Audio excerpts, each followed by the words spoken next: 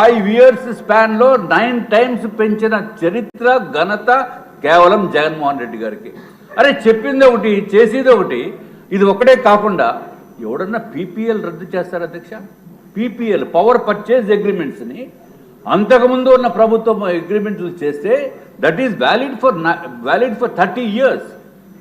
దాన్ని ఈ జగన్మోహన్ రెడ్డి గారు వచ్చాక బుర్ర లేని విధానంతో అరాచకం తప్ప డిస్ట్రక్షన్ తప్ప రెండోది ఏమీ తెలియనటువంటి జగన్మోహన్ రెడ్డి గారు ఎవరు చెప్పినా వినరు. నియంతృత్వ పరిపాలన చేసి ఆయన మైండ్కి ఏది వస్తే అదే తప్ప ఇంకెవడు చెప్పినా వినరు. ఆయన ఇంతమంది సలహాదారులు ఉన్నారు. ఎందుకు అధ్యక్ష సలహాదారులు? ఒక్క సలహా ఆయన ఎవరన్నా చెప్పింది విన్నారా? పోనీ ఏమైనా వినేటట్టు చేయించుకున్నారా? ఏమీ ఉండదు. వాళ్ళకి ఇచ్చిన జీతాలన్నీ కూడా వెనక్కి తీసుకోవాలి అధ్యక్ష. సలహాదారులని ఏదైతే పెట్టుకున్నారో వారికి ఇచ్చిన జీతాలను కూడా వెనక్కి తీసుకోవాల్సిన అవసరం ఉంది. ఎందుకంటే పీపీఎల్ రద్దు చేసిన మూలాన మొత్తం భారతదేశంలోనే కూడా చెడ్డ పేరు వచ్చింది. భారతదేశ ప్రభుత్వానికి కూడా మా కేంద్ర మంత్రి వర్యులు కూడా అడిగారు, మీ స్టేట్లో ఏంటి ఏదో పీపీఎల్ రద్దు చేశారని నిజమేనా అని. అంటే కేంద్ర ప్రభుత్వంలో ఉన్న మంత్రిత్వ శాఖలు కూడా ఆశ్చర్యపోయినటువంటి పరిస్థితి ఉంది అధ్యక్ష.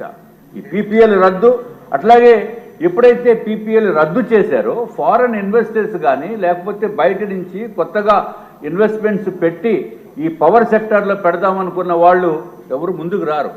ఎందుకంటే మొత్తం నమ్మకాన్ని ద్రోహం చేసిన వ్యక్తి ఈ జగన్మోహన్ రెడ్డి గారు అధ్యక్ష. ఇది ఒక్కటే కాకుండా అందరికీ తెలుసు వినియోగం పెరిగింది కానీ ఉత్పత్తి లేదు. అరే అసలు జగన్మోహన్ రెడ్డి గారికి ప్రజలు ఏ విధంగా ఓటు వేశారో ఇప్పుడు చింతించవలసిన అవసరం వచ్చింది. మనందరి బాధ్యత తప్పనిసరిగా వాళ్ళకి తెలియజేయవలసిన అవసరం అయితే మాత్రం తప్పనిసరిగా ఉంది అధ్యక్ష. ఎందుకంటే కొత్త ఉత్పత్తి లేకుండా చేసిన ఘనత జగన్మోహన్ రెడ్డి గారికి. ఇటువంటి పరిస్థితుల్లో చంద్రబాబు నాయుడు గారు అట్లాగే మంత్రివర్యులు గట్టిపాటి రవికుమార్ గారు వారు ఏదైతే ప్రవేశపెట్టిన బిల్లు మాత్రము మంచి ఇన్సెంటివ్స్ తోటి రెన్యూబుల్ ఎనర్జీ ప్రవేశపెట్టిన బిల్లుని పూర్తిగా సమర్థిస్తూ అధ్యక్ష ఇంకొక విషయం చెప్పాలి అధ్యక్ష. జగన్మోహన్ రెడ్డి గారు ప్రభుత్వ హయాంలో ఓన్లీ 5 years ఆయన జీవిత కాలంలో 30 సంవత్సరాలు ఆయనే ఉంటారని ఊహలు కన్నారు. మళ్ళీ పొరపాటుని కూడా రాష్ట్ర ప్రజలు అర్థం చేసుకోవాలి. ఇటువంటి దుర్మార్గపు ప్రభుత్వాన్ని ఎన్నుకున్నారు ఇదివరకు. దయచేసి ఆ తప్పు మళ్ళీ ఎప్పుడు చేయకూడదు.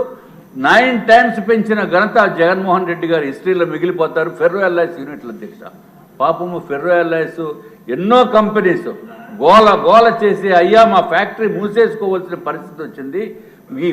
ఇది విపరీతమైన రేట్లు పెంచేశారు. ఎక్కడా కూడా లేనటువంటి రేట్లు పెంచేసిన వల్ల నా ఫ్యాక్టరీస్ మూత పడిపోయిన పరిస్థితి ఉంది అధ్యక్ష. మీ ద్వారా నేను రవికుమార్ గారిని మంత్రివర్యుల్ని కోరుతున్నాం. ఆ ఫెర్రో ఎల్ఐస్ని కూడా కొంచెం రివైవ్ చేయవలసిన అవసరం ఉంది అధ్యక్ష. ఫెర్రో ఎల్ఐస్ అంటే అధ్యక్ష 90% రా మెటీరియల్ ఇస్ పవర్ అధ్యక్ష. 90% రా మెటీరియల్ పవర్ అయినప్పుడు పెట్టకుండా 9 రెట్లు పెంచేసి అదొకటే కాదు అధ్యక్ష. మా ఐటీ కంపెనీస్ కూడా, నేను ఐటీ పార్క్స్ అసోసియేషన్ ప్రెసిడెంట్గా ఉన్నాను విశాఖపట్నంలో.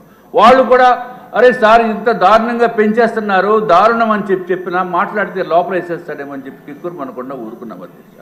ఏమీ చేయలేనటువంటి నిస్సాయిత స్థితి. కాబట్టి దయచేసి వీరికి కూడా కొంచెం చూడవలసిన అవసరం ఉంది అధ్యక్ష. ఇంకా డొమెస్టిక్ది ఒక్క విషయం ఉంది అధ్యక్ష. డొమెస్టిక్లో ఎలక్ట్రిసిటీ పోల్ ఒక ప్లేస్ నుంచి ఇంకొక ప్లేస్ మార్చాలంటే ప్రాక్టికల్గా మనమైతే సొంతంగా చేసుకుంటే అధ్యక్ష కేవలం ఆ పోల్ కాస్టో లేకపోతే ఏదైనా పాడైపోతే బెండ్ అయిపోతే దాన్ని ఏదో కొత్త పోల్ కాస్ట్ చిన్న ట్రాన్స్పోర్టేషన్ ఛార్జెస్ అవుతాయి అధ్యక్ష. కానీ ఈ పవర్ బిల్స్ మాత్రం అధ్యక్ష షిఫ్టింగ్ ఆఫ్ ఎలక్ట్రిసిటీ పోల్స్కి అయితే లక్షల రూపాయలు వేసేస్తున్నారు. ఎందుకు బాబు అంత అవ్వదు కదా అన్న, లేదండి మా రూల్స్ అండి అంటున్నారు.